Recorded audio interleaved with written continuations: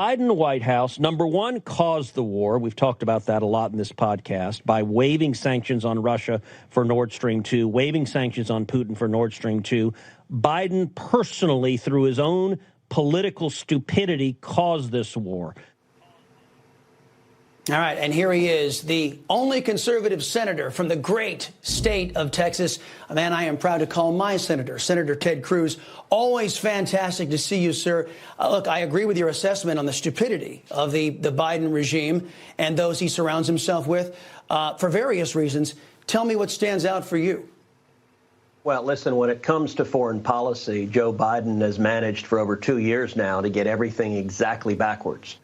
He has managed to alienate and abandon our friends and allies, and simultaneously to show weakness and to show appeasement to our enemies. You look at every region of the world, it's gotten worse. Our enemies have gotten stronger. America is weaker. And the reason is simple. When you have a commander-in-chief who is fundamentally weak, you look at roughly a year ago, a little more than a year ago now, Biden's disastrous withdrawal from Afghanistan, his surrender to the Taliban.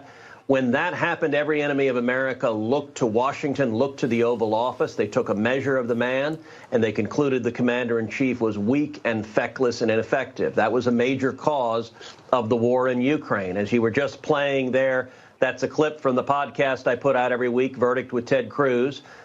This week we did a deep dive into Ukraine, explaining what's going on there and the degree to which Joe Biden personally caused this war. Why? Because he personally waived the sanctions that had been put in place on the Nord Stream 2 pipeline. I authored those sanctions. I wrote that legislation. Donald Trump signed them into law. And Joe Biden, when he came into office, waived those sanctions. He let Putin build the Nord Stream 2 pipeline, which enables him to get natural gas to Europe without going through Ukraine. And the immediate next step Putin did was to invade Ukraine. And so if Biden had just found the guts to stand up to Russia, to stand up to Putin at the outset, we wouldn't have this war. And I got to tell you, even now, a year into the war, there's an incoherence in how Biden is approaching it, because the Biden administration is literally funding both sides of this war. Biden is obviously sending billions of dollars to Zelensky in Ukraine, but he's also refusing to enforce sanctions against Iran. He's allowing the Ayatollah to sell 1 million barrels a day of oil, and that revenue is going to Iranian drones that the Russians are using to kill Ukrainians. So both sides are being funded by Biden. It makes no sense. Good grief, it makes no sense. Incoherence in the dictionary. There's the picture of the Biden regime right there. One group photo. Look, Senator, you were one of the first individuals to lay out to the country why we have a lot on the line in Ukraine. We have a lot on the line in Taiwan because we have chip manufacturing, the neon in Ukraine that is high grade, the chip manufacturing in Taiwan.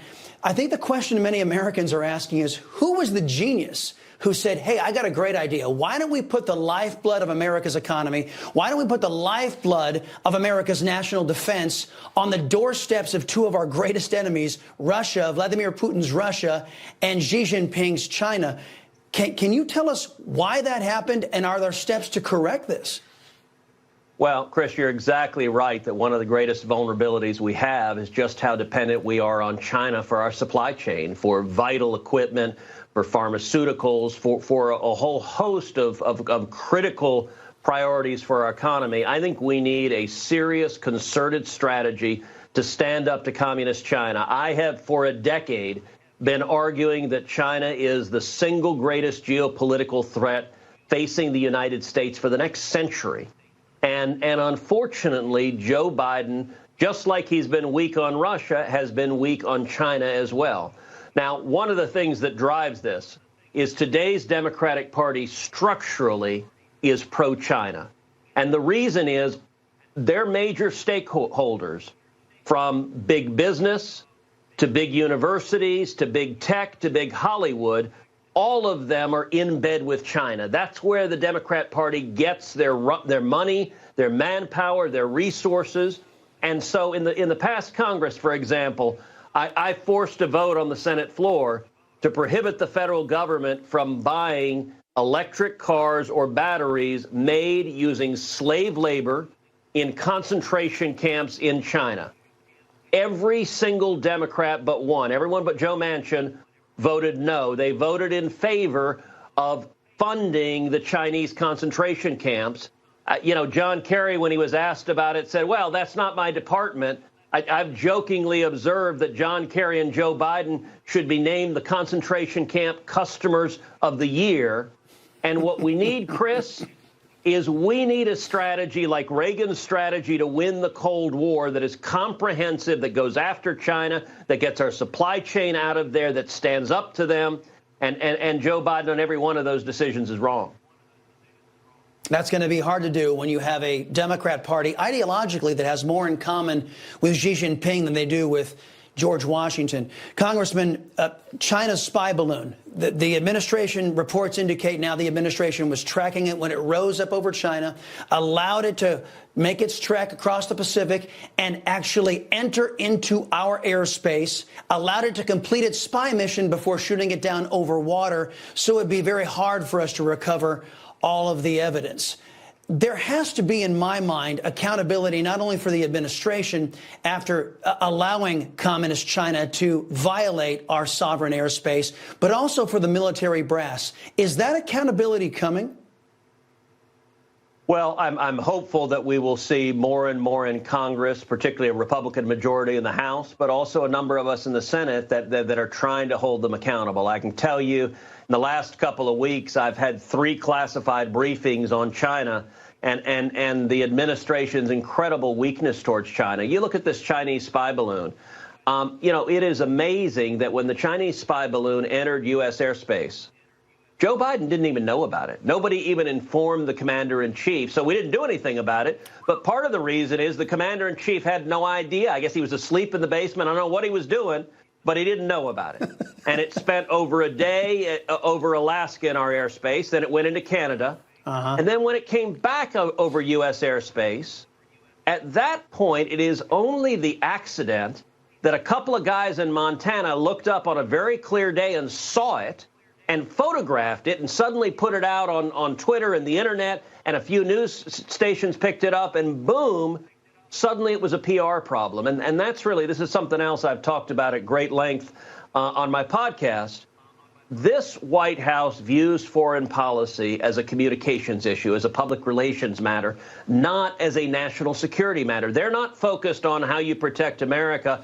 I fully believe if a rancher hadn't pointed a camera towards the sky in Montana, we wouldn't know about this sky balloon.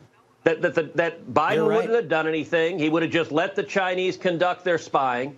And it was only because it became a PR problem. Then what did he do? He wrung his hands for a week, for 8 days, as it traversed the United States, as it hovered over sensitive top-secret military installations, as it conducted espionage, as it broadcast that espionage presumably back to Beijing.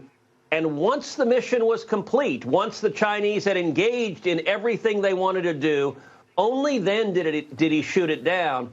And then the thing that is even more amazing, Chris, after waiting 8 days to shoot down the Chinese spy balloon, they realized, we got a PR problem. So what did he do?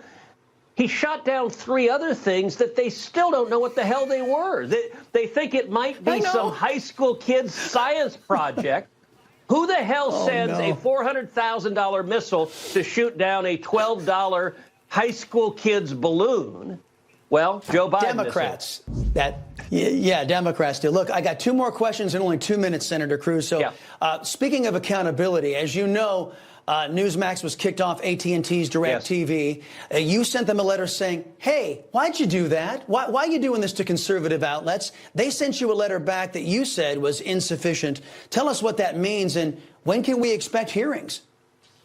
Listen, their answers, they have failed to answer the questions that we asked. I'm going to continue pressing them and pressing them hard. And let me be clear, Chris, my objective is for Newsmax to be back on DirecTV. Millions of Texans enjoy watching Newsmax. I enjoy watching Newsmax, and I think viewers ought to have a choice. And we've seen too many players in corporate America give in to censorship, give in to the left, saying silence voices we don't like. look, if big business doesn't agree with Newsmax, fine, argue that you guys are wrong, but don't try to deprive viewers of the right to be able to see intelligent commentary and news coverage. And so from my position as ranking member of the Commerce Committee, I'm going to continue to press DirecTV and press AT&T until hopefully they reverse this decision.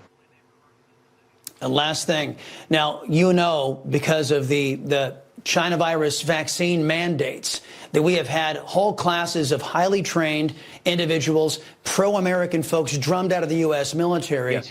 And there's another policy that's also kicking out our cadets because they decide to become parents. You're doing something about it. Well, that's right. So for a long time, our U.S. military academies have had in place a rule that if a female cadet gets pregnant, she has three choices. She can either be essentially forced to have an abortion, or she can legally terminate her parental rights and give up her child permanently, or she can withdraw from the service academy and repay the cost for having attended there. Those were three terrible choices. That was stupid. And so what I did, I teamed up with a Democrat, with Kirsten Gillibrand from New York, and we introduced legislation called the Cadet Act. And in December, that legislation passed, and the Cadet Act instructs the military academies to change the policy so that if a female cadet gets pregnant, she can choose to keep her child. We passed that into law. It makes no sense to take a young woman who is training to spend her life defending this nation and throw her out because she chose to become a mother as well. And so I'm very glad we changed a policy that made no sense and was really unfair. Well, Senator Ted Cruz, I appreciate that effort and all of your efforts to keep this administration, I know it's a full-time job, honest. Appreciate your time here as well. Thank you, Chris. Appreciate it.